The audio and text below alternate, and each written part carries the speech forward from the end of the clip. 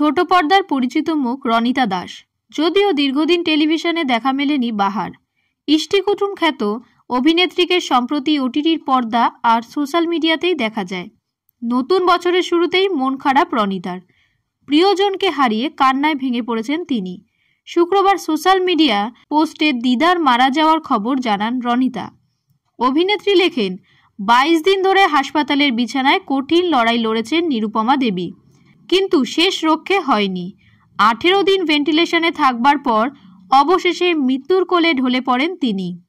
রনিতা আবেগ ঘন পোস্টে দিদাকে স্মরণ করে লেখেন, 22 দিন ধরে সাহসের সঙ্গে লড়াই চালিয়েছে হাসপাতালে। গত 12ই ডিসেম্বর থেকে ভর্তি ছিল।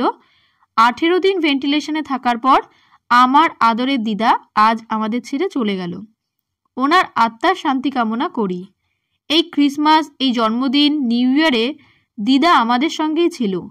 আমার সব কথার উত্তর দিত মাথা নাড়িয়ে।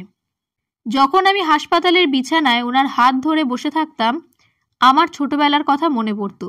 কি সুন্দর ছিল দিনগুলো, যখন দিদা আমার হাত ধরত, আমাকে আগলে রাখত আর শর্তহীন ভালোবাসা আর আদরে ভরিয়ে দিত। দিদার মৃত্যুর মাঝেও রনিতার মনে একটা স্বস্তি। এতদিন পর দাদুর সঙ্গে হয়তো পরপারে দেখা হবে দিদার। তিনি লেখেন, আমি প্রচণ্ডভাবে দিদাকে মিস করব। তবে জানি দাদু এতদিন দিদার অপেক্ষা করছিল পরপারে। সেখানে নিশ্চিতভাবে ওনার আত্মা শান্তি পাবে। এরপর রায় পরিবারের ঐতিহ্য আমাদের মধ্যে বেঁচে থাকবে। আমি গর্বিত, আমি আশীর্বাদ ধন্য যে আমি তাদের একমাত্র নাতনি। ওনারা দুজনেই বড় মনের মানুষ। আমি চিরদিন তাদের বাবু আর দাদু হয়ে থাকব।